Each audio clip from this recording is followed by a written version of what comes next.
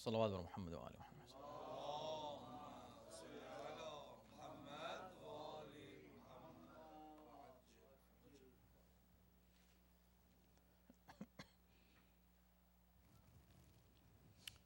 اعوذ باللہ السمیع العلیم من الشیطان اللعین الرجیم. بسم اللہ الرحمن الرحیم. الحمد للہ رب العالمین والصلاة والسلام علی سیدنا و نبینا و مولانا ابی القاسم محمد.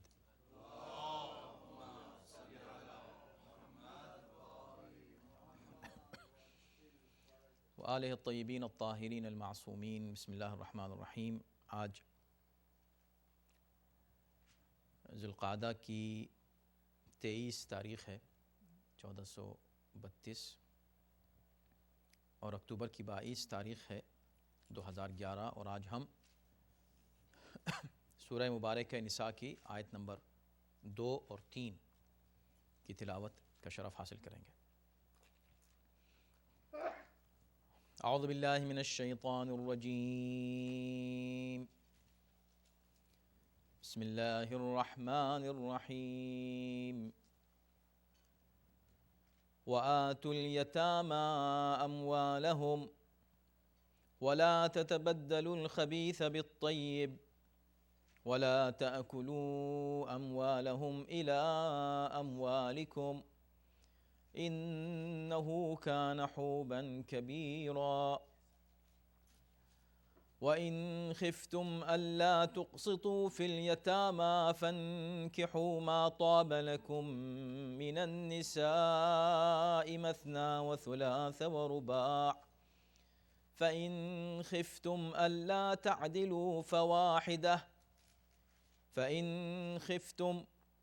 أَلَّا تَعْدِلُوا فَوَاحِدَةً أَوْ مَا مَلَكَتْ أَيْمَانُكُمْ ذَلِكَ أَدْنَىٰ أَلَّا تَعُولُوا. صلوات.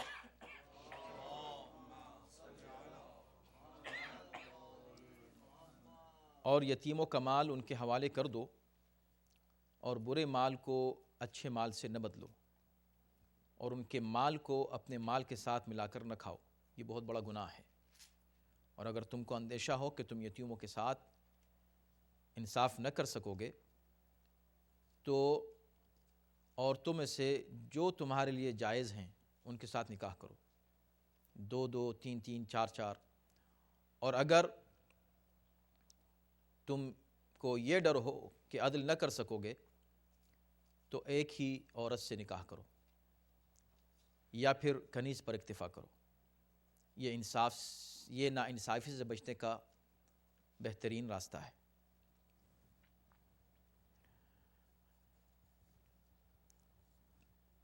ان آیتوں پر تھوڑی سی گفتگو گزشتہ ہفتے ہوئی تھی، پہلی آیت پر خاص طور پر، اور پہلی آیت کے بعد پھر دوسری آیت پر بھی تھوڑی سی گفتگو ہوئی تھی.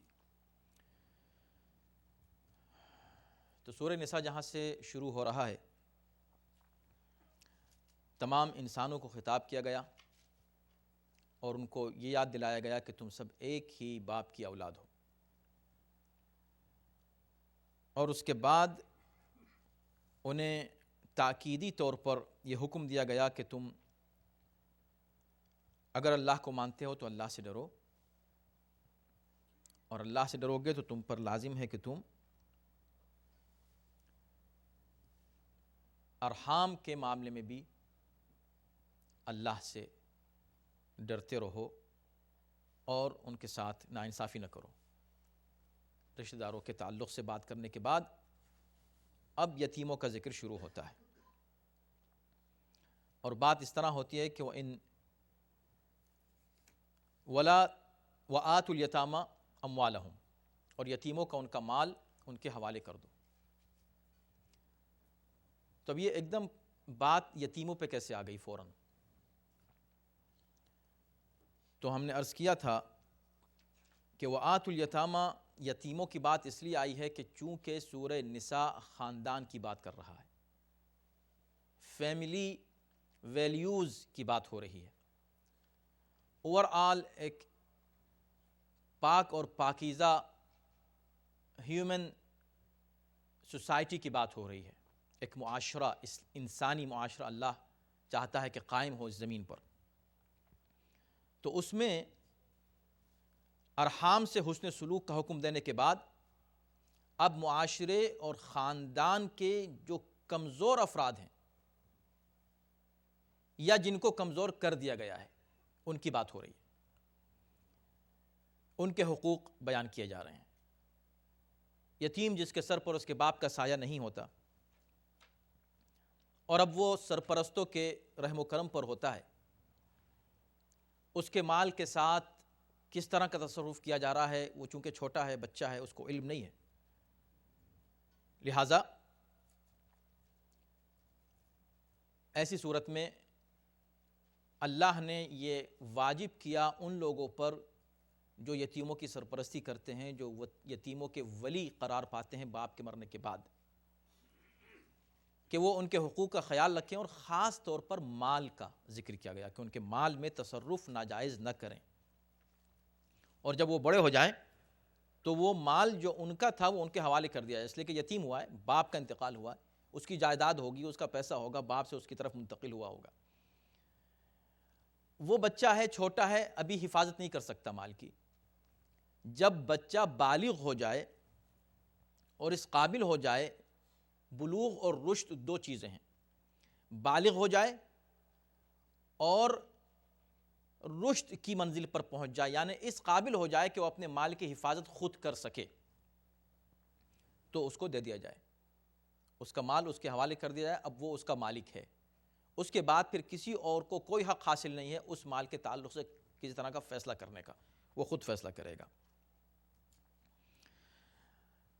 نہ صرف یہ وَآتُوا الْيَتَامَ أَمْوَالَهُمْ، اس کا ایک تو مطلب یہ ہے کہ جب وہ بالغ ہو جائیں تو ان کو ان کا مال دے دیا جائے، دوسری یہ کہ نہیں، جس وقت وہ یتیم ہیں اس وقت بھی ان کے اوپر ان کا مال اس طرح خرچ کیا جائے کہ جو ان کی ضرورت ہے۔ مثلا آج کے دور میں اگر آپ دیکھیں، اگر کوئی شخص یتیموں کی سرپرستی کر رہا ہے تو اس پر لازم ہے کہ یتیموں کا مال اگر اس کے پاس ہے تو جو یتیم کی ضرورت اس وقت ہے، ایجوکیشن ہے، اس کا، اس کے صحیح اچھی غذا ہے جو اس کی صحت کے لیے ضروری ہے، دوسرے اس کے زندگی کے امور ہیں، ایشوز ہیں، جس سے اپنے بچوں کے لیے خرچ کرتا ہے، ایسے ہی وہ اس کے لیے خرچ کرے، اس کے مال میں سے خرچ کرے، بالکل ایمانداری کے ساتھ اور امانت داری کے ساتھ۔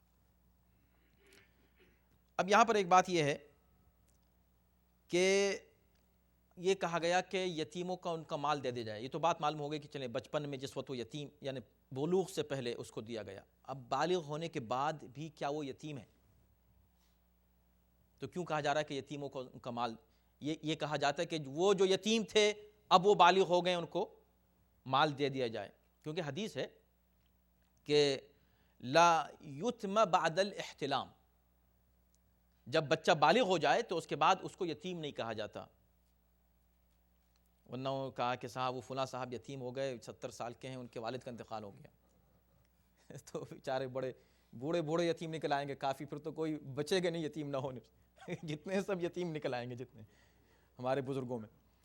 تو نہیں، جو بالغ ہو جائے اب اس کے لیے لفظ یتیم استعمال نہیں ہوتا، مگر یہاں پر جو استعمال کیا جا رہا ہے وہ ماضی کی طرف اشارہ کرتے ہوئے، یعنی کہ وہ جو یتیم تھے اب بالغ ہو گئے، اب ان کو ان کا مال دے دو۔ مجموع البیان میں علامہ تبریسی نے ایک بہت ہی دلچسپ اس کی مثال دی ہے، انہوں نے کہا یہ ایسا ہی ہے کہ جیسے پیغمبر اسلام کو آخری وقت تک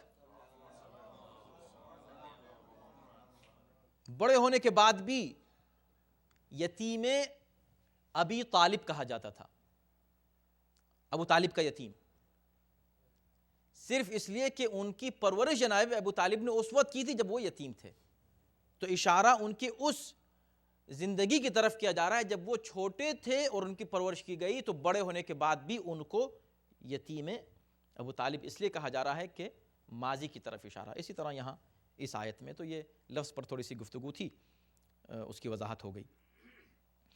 اموالہم، ان کا مال ان کے حوالے کر دو، تو اسلام کا جو سوشل سسٹم ہے اور اکنامک سسٹم ہے اس کی بھی وضاحت یہاں ہو جاتی ہے کہ اسلام بچے کو مالک مانتا ہے مال کا، اس لیے کہا اموالہم، یعنی ملکیت بچے کی ہے، وہ جو سرپرست ہے، جو شخص اس کی نگرانی کر رہا ہے، جو اس کا ولی ہے، وہ اس مال کا مالک نہیں ہے، وہ اس مال کا امانت دار ہے، اس کے ہاتھ میں اس کی امانت ہے۔ لیکن مالک کون ہے؟ تو پراپرٹی کس کی ہے؟ بچے کی ہے۔ تو ملکیت کے اصول کی بنیاد پر اسلام اس چھوٹے بچے کو مالک مان رہا ہے۔ وَلَا تَتَبَدَّلُ الْخَبِيثَ بِالطَّيِّبِ، اب یہاں اس کے بعد یہ کہا جا رہا ہے کہ تقویٰ کا تقاضا یہ ہے، حکم تقویٰ کا، کہ تم ان کے مال کو اپنے مال سے بدلو نہیں۔ ہوتا یہ تھا کہ لوگ دیکھتے تھے کہ یتیم ہے بچہ، اس کو کیا پتا، اس کا یہ مال ہے، ہمارے پاس بھی یہ مال ہے، دونوں ایک جیسے ہیں، انہوں نے اٹھایا، ان کا مال خراب تھا، اس کا مال اچھا ہے، بدل دیا۔ جب بڑا ہوگا تو اس کو دے دیں گے تمہارے پاس یہ چیزیں تھیں، ایک فہرست ہے تمہاری، فہرست میں جو چیزیں موجود تھیں وہ تمہارے پاس موجود ہیں، لیکن اس کو یہ پتہ نہیں کہ یہ وہ کوالٹی نہیں ہے جو میرا باپ چھوڑ کر گیا تھا، میرے ولی نے اس کو چینج کر دیا، تبدیل کر دیا، یہ خیانت ہے۔ تو اس کو منع کیا گیا ہے کہ برے مال کو، خبیث یعنی برا، اور طیب یعنی اچھا، برے مال کو اچھے مال سے نہ بدلو۔ اور یتیموں کا مال ناحق کھانا تو درکنار، اتنا تصرف بھی جائز نہیں ہے کہ مال کو مال سے بدل دیا جائے، خاص طور پر اگر برے مال کو بدلا جا رہا ہے اچھے مال سے۔ بعض مفسرین نے اس کو عمومی مفہوم میں لیا ہے، اور یہ مفہوم لیا جا سکتا ہے کہ یتیم کے مال پر اپنی نیت خراب نہ کرو، یعنی یتیم کا مال ہے، تمہارے لیے طیب نہیں ہے، تمہارے لیے خبیث ہے وہ مال، اگر تم اس کو استعمال کرتے ہو حرام طریقے سے، تو ہر وہ شے جو حرام ہے تمہارے لیے وہ خبیث ہے، اور ہر وہ شے جو پاک ہے وہ حلال ہے، اس کو استعمال نہ کرو۔ ایک اور مفہوم بھی بیان کیا گیا ہے، ظاہر ہے کہ جب آیات ہوتی ہیں اور الفاظ ہیں قرآن مجید میں بڑی وسعت ہے مفاہیم میں، تو ایک مفہوم یہ بھی پیش کیا گیا ہے کہ تم یتیم کے مال کو استعمال کر کے اور یتیم کے مال میں خیانت کر کے اللہ نے تمہاری قسمت میں جو حلال رکھا ہے، اس لیے کہ رزق ہر ایک کا معین ہے، اگر تم نے اس میں سے کچھ پیسے نکال لیے اور اس کو پتہ نہیں، یتیم کو نکال لیے نا تو تم کو مل گئے وہ پیسے، کوئی بات نہیں، لیکن یہ حرام ہے، یہ خبیث ہے پیسہ، یہ طیب نہیں ہے۔ تم کو اتنے ہی پیسے اللہ نے تمہاری قسمت میں رکھے ہوئے ہیں، مستقبل میں تم کو ملنے والے تھے، تو تم کیوں ایسا کرتے ہو کہ تم حرام کو تبدیل کرتے ہو حلال سے، یا حلال کو حرام سے کیوں تبدیل کرتے ہو؟ لہٰذا انتظار کرو، اگر تم کو پیسے چاہیے ہیں تو تم کو اللہ اتنے ہی پیسے، اتنا ہی رزق کرامت فرما دے گا، یہ بھی ایک مفہوم ہے۔ تو بہرکیف یہاں پر اس سے یہ مراد ہے کہ آپ کسی طرح بھی خیانت نہیں کر سکتے یتیم کے مال میں۔ وَلَا تَأْكُلُوا أَمْوَالَهُمْ إِلَىٰ أَمْوَالِكُمْ، اس کے بعد پھر دوسرا جملہ یہ ہے کہ اپنے مال کو ان کے مال میں مخلوط بھی نہ کرو، ملا مت دو، مکس کر دیا ان کا مال ہے، ہمارا مال ہے، سب ایک جگہ ہو گیا، کھا رہے ہیں پی رہے ہیں، تم کو پتہ نہیں کہ تم نے اس کا کتنا حصہ لے لیا، تمہارا اس کی طرف کس طرف جو ہے کتنا چلا گیا، مخلوط مت کرو، اس کے مال کو اپنے مال کے ساتھ ملا کے نہیں کھاؤ۔ امام محمد باقر علیہ السلام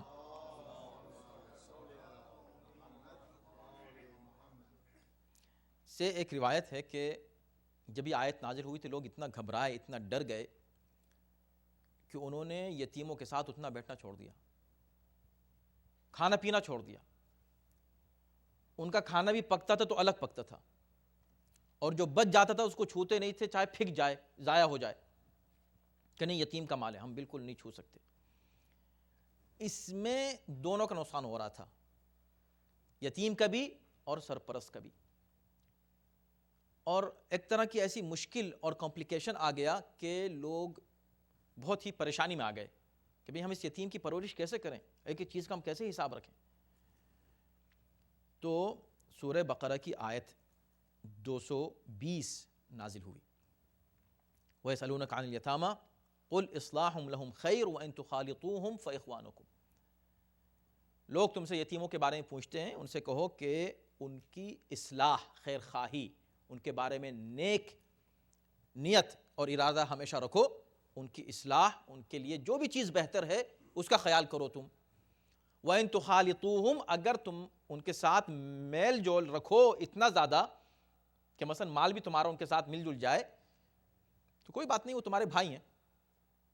یعنی اب تم اتنی پریشانی میں مت جو ہے پڑ جاؤ کہ اس سے تم بھی پریشان ہو جاؤ، اور یتیم کہ جس کو اصل میں سرپرستی اور محبت ملنے والی تھی وہ اپنے کو بالکل الگ سمجھے کہ تمہارے بچوں کا کھانا الگ پک رہا ہے، اس کا کھانا الگ پک رہا ہے، لگ رہا ہے کہ ڈسکریمنیشن ہو رہا ہے۔ تو وَإِن تُخَالِطُوهُمْ فَإِخْوَانُكُمْ، وہ تمہارے بھائی ہی تو ہیں، ان سے مل جل کے رہو۔ اصل بات یہ ہے کہ تم عدل کا دامن ہاتھ سے نہ چھوڑو، انصاف ہر وقت سامنے رہنا چاہیے۔ یہ بات ہو گئی، ٹھیک ہے۔ اب ہم یہ کہتے ہیں کہ بھئی آیت ہے بے شک یتیموں کے بارے میں، اب ہم جو بیٹھے ہوئے سن رہے ہیں اور اس پر اتنا وقت صرف کر رہے ہیں، ہم سے کیا تعلق اس کا؟ بہت ہی کم ایسے لوگ ہیں کہ جو یتیموں کی سرپرستی کر رہے ہیں اور ان کے ذمے یتیموں کا مال ہے، ان کی امانت ہے، مگر ایسا نہیں ہے۔ تقریباً ہر شخص کے ذمے یتیم کا مال ہے۔ یہ تو اس کی بات ہو رہی ہے کہ جو براہ راست کسی یتیم کی سرپرستی کر رہا ہے، لیکن جن کے مال میں خمس ہے، جن کے مال میں زکوٰۃ ہے اور انہوں نے ادا نہیں کیا ہے، وہ یتیموں کا مال ہے جو اپنے مال کے ساتھ ملا کے کھا رہے ہیں۔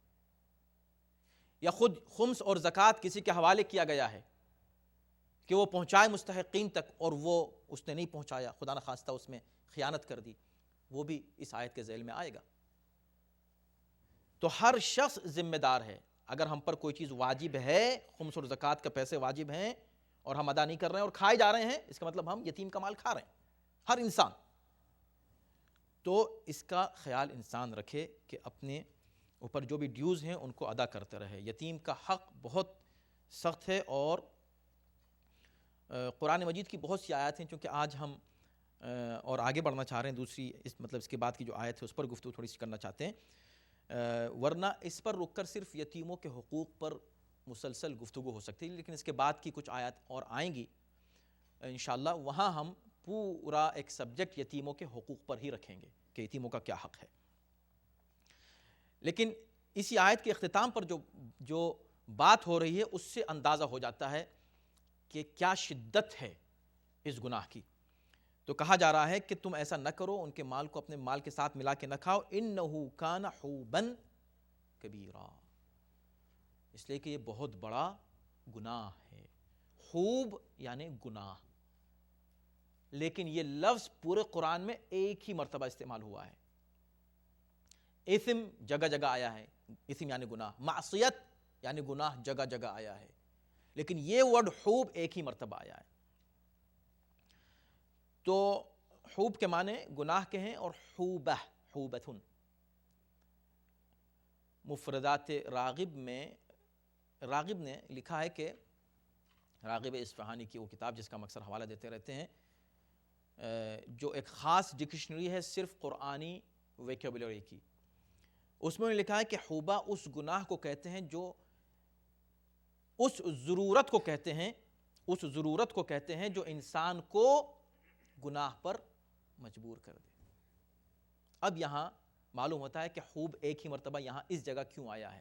یہاں پر لفظ اثم یوز ہو سکتا تھا، لفظ ذنب یوز ہو سکتا تھا، لفظ معصیہ یا عصیان یا ظلم یا اور بھی کوئی لفظ استعمال ہو سکتا تھا۔ حوب کا لفظ ہو سکتا ہے اس لیے استعمال کیا گیا ہو کہ چونکہ مال یتیم میں تصرف، بیجا تصرف جو کیا جاتا ہے وہ انسان اپنی ضرورت کی بنا پر کرتا ہے۔ اس کو ضرورت ہو گئی، یتیم کا مال رکھا اس میں سے کھا لیا، یا جیسے بھی ہم نے کہا کہ خمس نہیں دے رہے ہیں اس لیے کہ ضرورت محسوس کر رہے ہیں کہ بھئی ہم کیوں خمس دیں، ہم کو خود ضرورت ہے، تو یہ ضرورت انسان کی گناہ پر اس کو مائل کر دیتی ہے، لہٰذا یہ بہت بڑا گناہ ہے۔ حوبن، حوب ہی نہیں ہے، کبیرہ ہے، بڑا گناہ ہے یتیموں کے مال میں تصرف کرنا ناجائز طریقے سے، اور یہ ایک بڑی خیانت ہے۔ اس کا مطلب یہ کہ گناہ بھی صغیرہ اور کبیرہ ہوتے ہیں۔ آگے ایک آیت آئے گی، اس پر ہم گناہان کبیرہ اور صغیرہ پر گفتگو کریں گے اور اس کے فلسفے پر، اور کون سا گناہ۔ مختصر یہ ہے کہ ہر گناہ کو انسان پر لازم ہے کہ کبیرہ سمجھے۔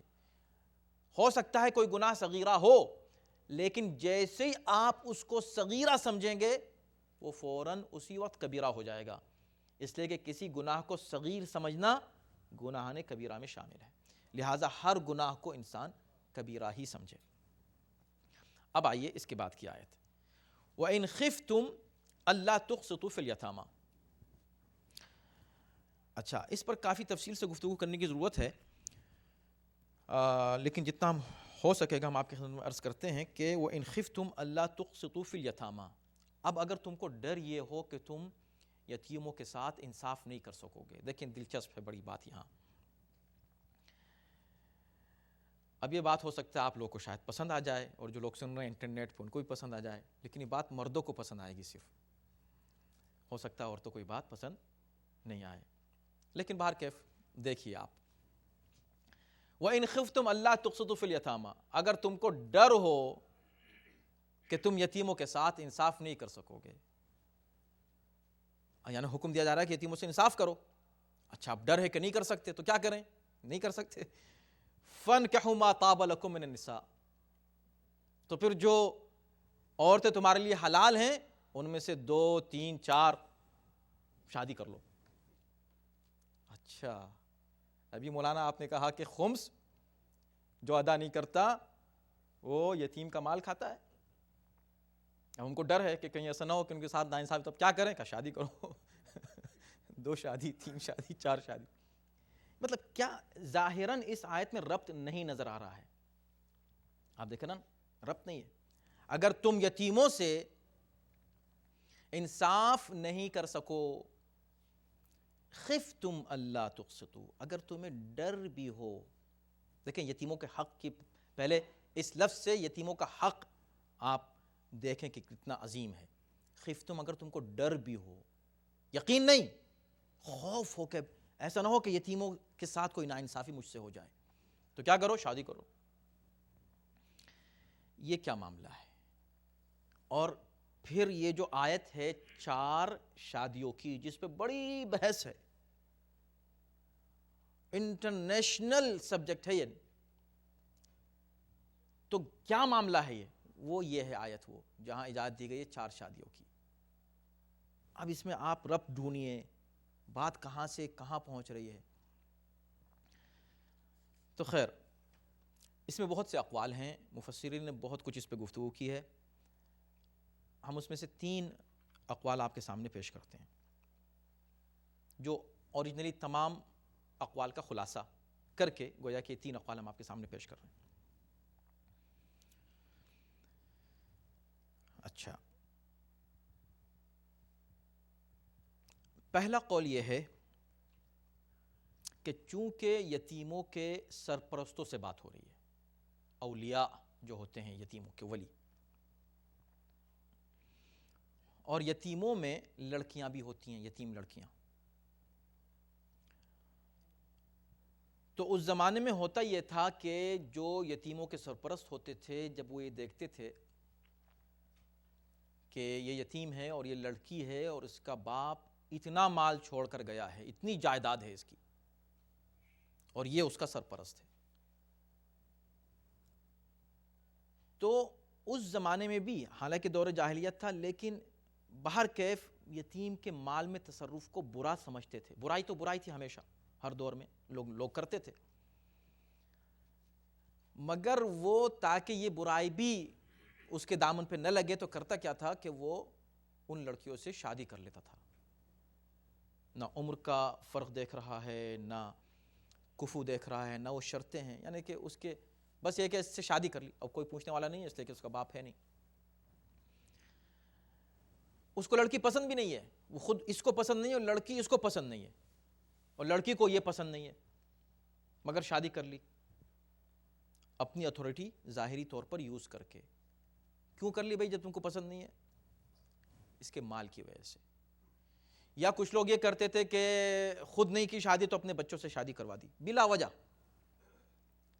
صرف اس لیے کہ تاکہ اس کے مال پر قبضہ کر لیں۔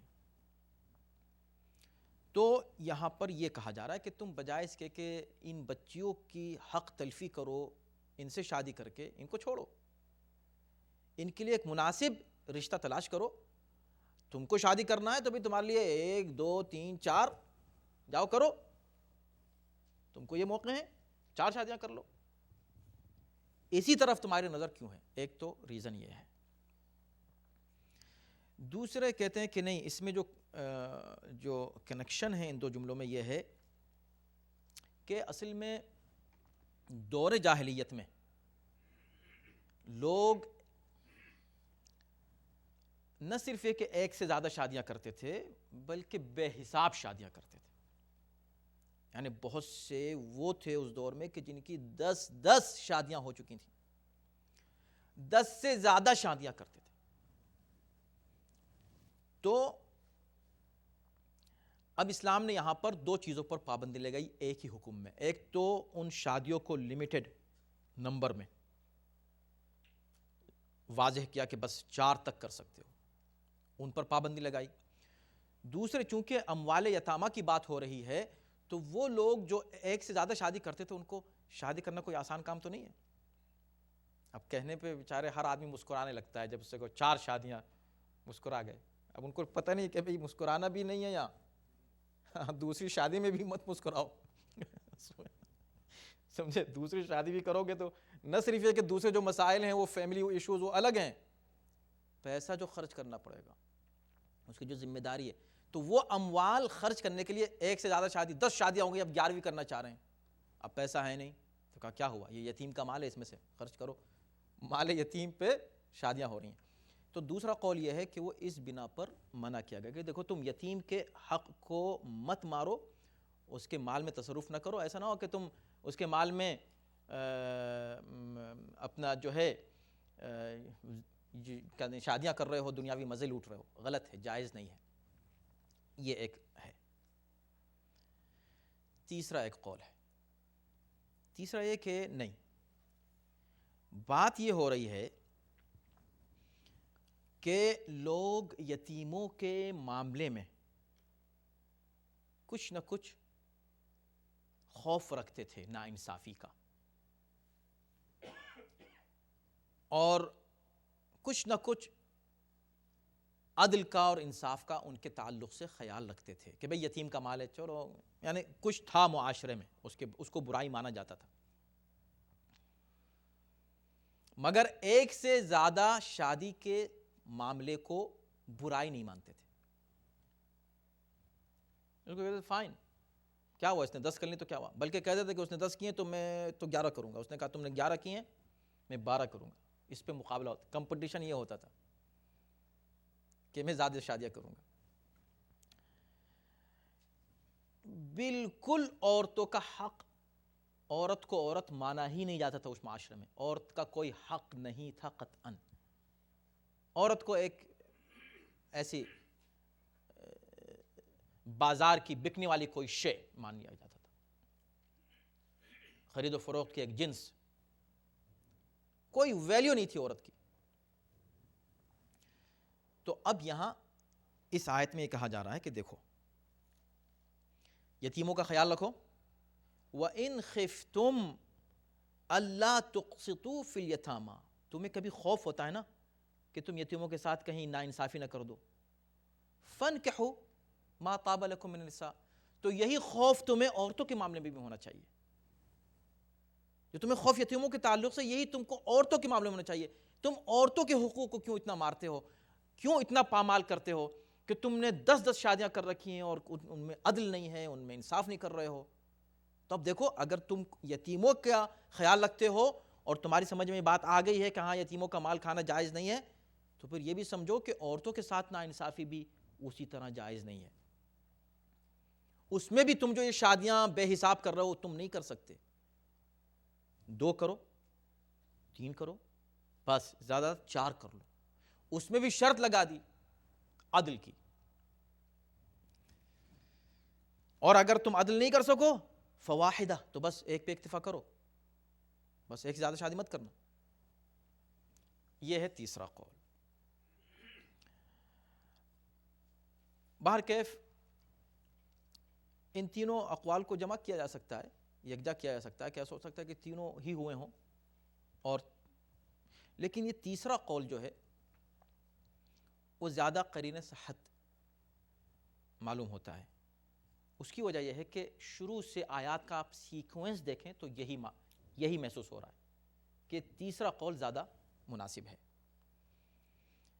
کیونکہ بھئی دیکھو اے انسانوں اللہ سے ڈرو، اپنے رب سے ڈرو، اللہ نے تم کو ایک نفس سے پیدا کیا، پھر اس سے اس کی زوجہ کو خلق کیا، اس کے بعد پھر ان سے انسانوں کو پوری دنیا میں پھیلا دیا، مرد اور عورتوں کو۔ اب تم اللہ سے ڈرو، ارحام سے ڈرو، یعنی پہلے ایک نفس سے تمام انسان، یا ایھا الناس، تمام انسانی معاشرے کی بات کی، انسانی معاشرے میں پھر مخصوص طور پر ارحام کی بات کی، ارحام میں پھر اس طبقے کی بات کی جو کمزور تھا اس زمانے میں، ابھی بھی ہے، یتیم، یہ رشتہ داروں میں۔ اس کے بعد انہی میں، اب فیملی کی بات ہو رہی نا، عورتوں کی بات کی، اس لیے کہ عورتوں کے حقوق مارے جاتے تھے، عورتوں کو حق نہیں دیا جا رہا تھا، اب عورتوں کی بات کی، ان کے حقوق، تاکہ یہ بات واضح ہو جائے کہ ظلم اسلام برداشت نہیں کر سکتا کسی پر۔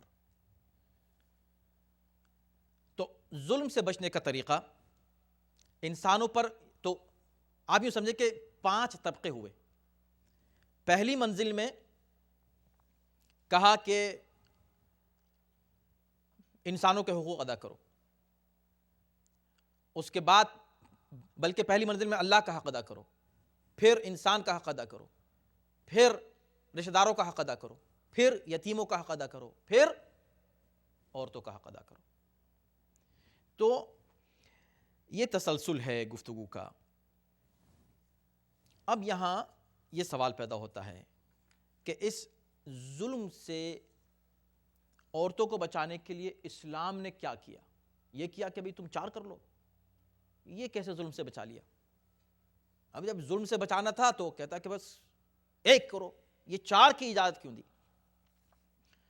اب خیر یہ ایک طولانی بحث ہے، ہم اختصار کے ساتھ عرض کریں گے آپ کی خدمت میں کہ پہلی بات تو یہ ہے کہ دیکھیں، فَانْكِحُوا مَا طَابَ لَكُم مِّنَ النِّسَاءِ، اس میں کیا کہا جا رہا ہے اس کو اگر سمجھ میں آ جائے، اگر یہ بات سمجھ میں آ جائے تو یہ اعتراض ایک دم کلیئر ہو جاتا ہے، اس لیے کہ صرف یہ اعتراض ہے اور کچھ نہیں ہے۔ 4 کی اجازت دی ہے یا حکم دیا ہے؟ پہلے بالکل بنیادی بات یہاں سے سٹارٹ ہوتی ہے، کیا حکم دیا ہے کہ 4 کرو یا پرمیشن دی ہے کہ 4 کرو؟ آپ کہیں کہ اس میں کیا فرق ہے؟ فرق کیا ہے اس میں؟ اسی میں فرق ہے۔ آپ کو ریڈ لائٹ پہ رکنا ہے، رکنا ہے،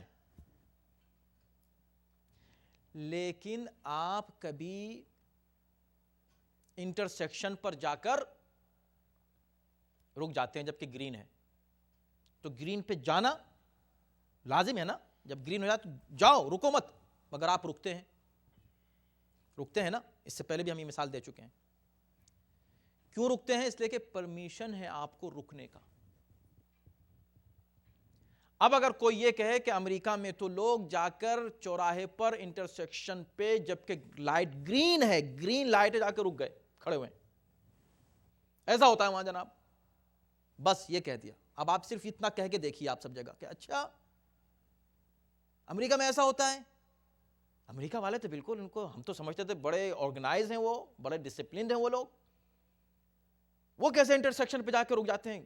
ٹریفک ہے، بہت زبردست ٹریفک ہے، رش آور، اور اس میں گرین ہے لائٹ، اور رک گئے، نہ پولیس والا آ کے ٹکٹ دے رہا ہے، نہ کوئی اس کو پہ اعتراض کر رہا ہے، عام بات ہے یہ، لوگ جا کے گرین پہ رک جاتے ہیں۔ صحیح ہے یا غلط ہے؟ یہ صحیح ہے، ایسا کرتے ہیں لوگ، نہ صرف کرتے ہیں، لیگلی جائز ہے، یہ جائز ہے کہ نہیں لیگلی؟ آپ لوگ رکتے ہیں کہ نہیں رکتے ہیں؟ آپ مجھ سے پہلے منزل میں کہیں نو ہم تو نہیں رکتے، نہیں آپ رکتے ہیں، اور لیگلی صحیح ہے، آپ کو ٹکٹ بھی نہیں ملتا، تو ہم بالکل صحیح کریں کہ رکتے ہیں۔ لیکن اگر ہم آپ کو نہ بتائیں کہ کب اور کیسے اور اس کی شرطیں کیا ہیں، کہاں، اور صرف یہ کہے جائیں کہ رکتے ہیں، لیجئے بدنام کر دیا، امریکہ کو بدنام کر رہے ہیں جناب یہ لوگ۔ کیوں بدنام کر رہے ہیں؟ کیا آپ رکتے نہیں ہیں؟ کیا رکتے تو ہیں، مگر آپ یہ تو بتائیے کب؟ بھئی جب آپ کو لیفٹ لینا ہے تو آپ بالکل بیچ میں آ کے انٹرسیکشن پہ رک جاتے ہیں اگر گرین ہے، اور جیسے آپ کو موقع ملے لیفٹ لے لیجئے. اچھا واجب ہے ایسا کرنا؟ اگر آپ گرین ہو گئی اور آپ آگے نہیں بڑھے لیفٹ لینے کے لیے تو ٹکٹ مل جائے گا؟ کہا نہیں جناب ایسا نہیں ہے, آپ پیچھے رک جائیں کوئی بات نہیں, لیکن اگر چلے گئے تو از اوکے. یہ ہے فرق واجب میں اور مباح میں. تو پہلی بات تو یہ ہے کہ یہ واجب نہیں ہے 4 شادیاں کرنا, مباح ہے, جائز ہے, اٹس فائن, ایسا کر سکتے ہیں آپ. ایسا جو کر سکتے ہیں یہ بھی کب کر سکتے ہیں؟ اگر آپ اس کو نہیں بیان کریں تو یہ بالکل ایسا ہی ہے جیسے بھی ہم نے آپ کو مثال دی کہ کوئی کہ امریکہ میں تو جا کے بیچ میں رک جاتے ہیں جناب یہ لوگ, یہ کیا امریکہ آپ کر رہے ہیں, بیچ میں رک جاتے ہیں, کوئی ڈسپلن نہیں وہاں. لیجیے اس کے بعد پھر اور اس میں لگانے لگے دوسرے حاشیے. نہیں, بات اصل میں صرف یہ ہے کہ 4 کی اجازت ہے اس میں اور 4 کا حکم ہے, اس میں فرق رکھیے. سب سے پہلے جب آپ کہیں گے اجازت ہے تو اب آپ کو پوچھنا پڑے گا کب, کن شرطوں پر, کن کنڈیشنز پر. اور یہ وہ کنڈیشنز ہیں کہ اگر آپ ان کنڈیشنز پہ غور کریں تو ان بائس ہو کے جو بات کرے گا تو کہے گا کہ یہ ہے human rights, this is real human rights. کیوں؟ اب ظاہر ہے کہ وقت تمام ہو رہا ہے, میں آپ کی خدمت میں پہلے تو ایک نقطے کو عرض کر چکا ہوں, اس پہ رکھیے گا غور. دوسرا نقطہ, کتنے لوگ ہیں مسلمانوں میں جو 4 شادیاں کرتے ہیں یا 3 کرتے ہیں یا 2 کی ہوئی ہیں؟ کتنے لوگ ہیں؟ ان کی تعداد آج 1.6 بلین مسلمز ہیں دنیا میں. ان میں کتنے ملین ہیں؟ کتنے لوگ ہیں؟ یا سب کے سب کرتے ہیں ایسا؟ نہیں, تھاؤزنڈز میں بھی شاید مشکل سے آپ تلاش کر سکیں گے. آپ اپنے معاشرے میں اپنی کمیونٹی میں دیکھیں, 1000 میں آپ کو ایک مشکل سے ملے گا جس نے دوسری شادی کی ہے, یعنی بیک وقت 2 شادیاں, اور 3 والے تو آپ کو مشکل سے ملیں گے اور 4 تو آپ کو تقریباً ناممکن سے ملیں گے. کچھ علاقوں میں ایسا ہو رہا ہے یا ہوتا ہے, وہ بھی صرف سنوی باتیں. پریکٹیکلی یہ کہاں ہو رہا ہے؟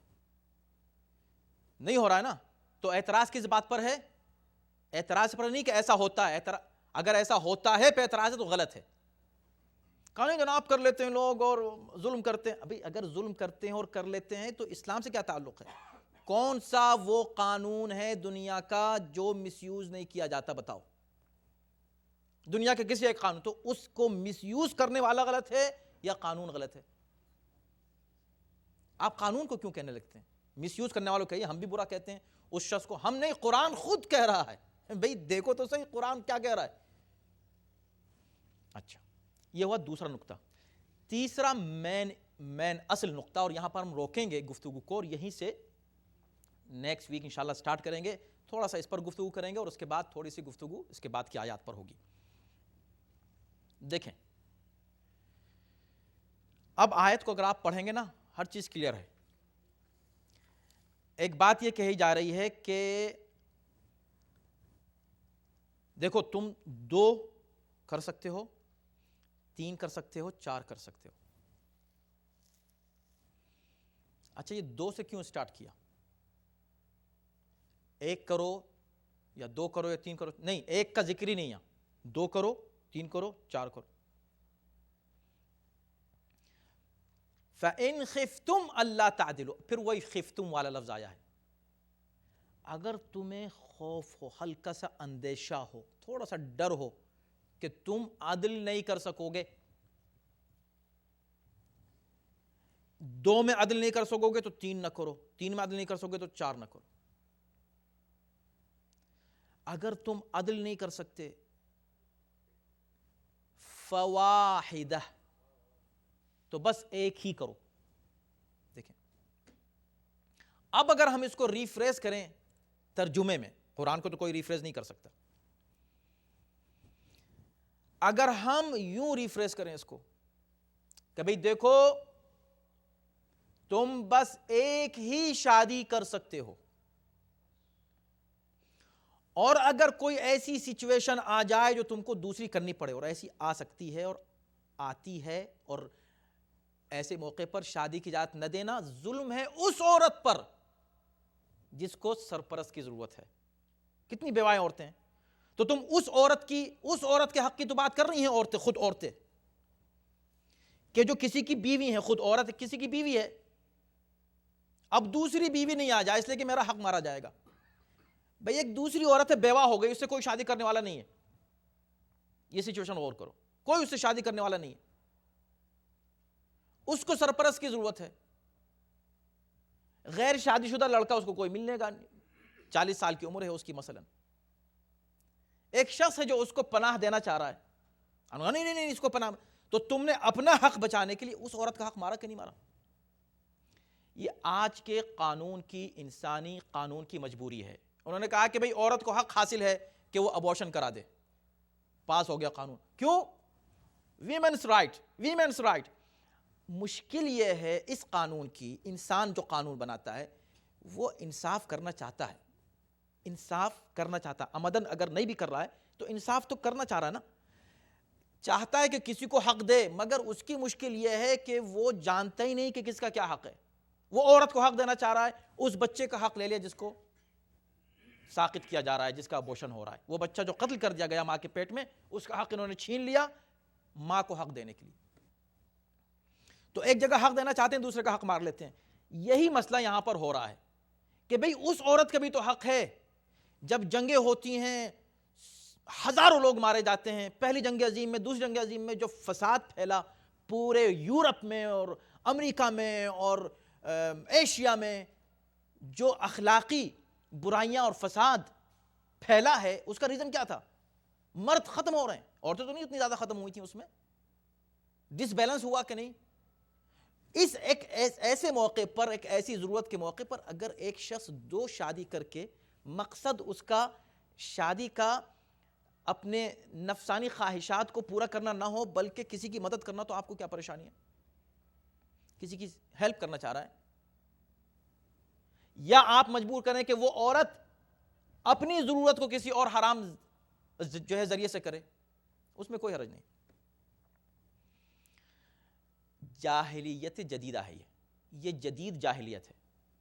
جو لوگ اس پہ اعتراض کرتے ہیں وہ یہ تو بتائیں، کسی کے پاس جواب ہو تو مجھ کو بتا دیں، آج نہیں کل، نیکسٹ ویک ہم پھر اس پر تھوڑی سی گفتگو کریں گے، ہم کو بتا دیں، لا کر کہیں سے بھی کوئی سرچ کر کے جا کر بتا دے، کسی سے پوچھ کر بتائے، بھائی تم جن 4 پر اعتراض کر رہے ہو، یا 2 پر یا 3 پر اعتراض کر رہے ہو، صحیح بتاؤ تم نے اپنی زندگی میں کیا کیا ہے؟ یہ بتاؤ کہ اس معاشرے میں جہاں پر ایک ہی عورت ہونی چاہیے، مرد کیا کرتا ہے؟ اس کا مطلب یہ ہے کہ اس جدید دور میں جاہلیت کا وہ پرانا دور شامل ہے کہ جس میں 10 سے زیادہ کرتے تھے، اور it's fine, it's okay۔ یہاں بھی تعلقات 10 کیا 100 سے ہوں، it's fine, it's okay، مگر لیگلی نہ ہو 100 سے، illegal 99 سے ہوں اور 1 سے لیگل ہوں، it's fine۔ تو اس فساد کو، اس illegal ریلیشن شپ کو ختم کرنے کے لیے اسلام نے کہا اچھا تم کو دوسری چاہیے، چلو you have to get married, چلو میرج کے ذریعے آؤ، میرج میں تم کو اس کا حق دینا پڑے گا، تم کو اس کو ایک مکان دینا پڑے گا، تم کو اس کو سب کچھ وہ دینا پڑے گا، تم نے اس بیوی کو دیا ہے، تم اس کا نان نفقہ ہے، اس کے بچے تمہارے بچے مانے جائیں گے، سب کچھ تیار ہو، اور نہیں بھی اتنی ذمہ داری نہیں، چھوڑو ختم۔ ڈسکریج کر دیا، ایک عورت سے زیادہ تعلق رکھنے کو ڈسکریج کر دیا لیگلی، اسلام نے ختم کر دیا۔ یہ اس کو برا مانا جا رہا ہے، ویسے جو چاہے کیا جائے۔ تو بہر کیف ابھی بات تمام نہیں ہوئی ہے اور وقت تمام ہو گیا ہے، لیکن اتنا یاد رکھیے کہ اس کو ریفریش کرنے میں یوں ہوگا کہ دیکھو تم بس ایک کرنا، ہاں اگر تم عدل کر سکو، عدل سخت ترین شے، یعنی اس سے زیادہ سخت کوئی اور شرط رکھی نہیں جا سکتی، عدل کی، انصاف کی، جسٹس کی، کر سکتے ہو جسٹس؟ 2 میں ہو سکتے ہیں جسٹس؟ نہیں کر سکتے تو کیوں کر رہے ہو؟ جائز ہی نہیں ہے. اس کا مطلب یہ کہ پابندی لگا دی. پہلے یعنی اس کو یوں کہا جا سکتا تھا کہ مت کرو، 2 مت کرو، 3 مت کرو، 4 مت کرو، کہا جا سکتا تھا.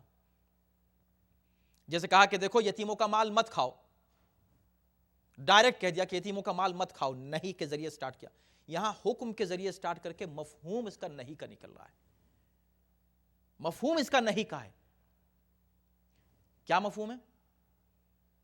نہیں کر سکتے تم، 2 تو کر ہی نہیں سکتے. اب دیکھ لو، ہر انسان خود دیکھ لے کہ میں کیا عدل کر سکتا ہوں. عدل کرے گا تو زندگی گزارے گا کیسے 2 عورتوں میں؟ ایک کے ساتھ مشکل. اس ایک کے ساتھ بھی عدل مشکل ہے، ایک کے ساتھ. اور قرآن نے آخر میں کہا کہ فواحدہ او ما ملکت ایمانکم، اس ایک کے ساتھ بھی تم کو انصاف ہی کرنا ہے.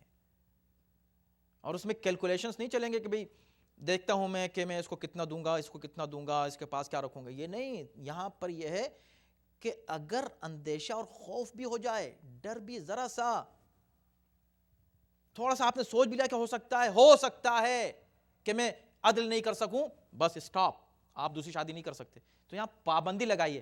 معاشرے میں جو برائیاں پھیلتی ہیں، معاشرے میں جو بدکاریاں ہیں، اس کو روکنے کے لیے، اور جو مستحق خواتین ہیں اور عورتیں ہیں، بیوائیں ہیں، ان کے حق کو محفوظ رکھنے کے لیے اسلام نے اس طرح کی پابندی مرد پر لگائی ہے. اب اگر کوئی اس کو مس یوز کرتا ہے، قانون اس کا ذمہ دار نہیں ہے. جو مس یوز کر رہا ہے وہ اس کا ذمہ دار ہے. لہٰذا اگر کوئی مسلمان تم کو نظر آئے ایسا کرتا ہوا، اس مسلمان کو پکڑو. اسلام کو مت کہو کچھ. اسلام الگ ہے، مسلمان الگ ہے. صلوات پر محمد.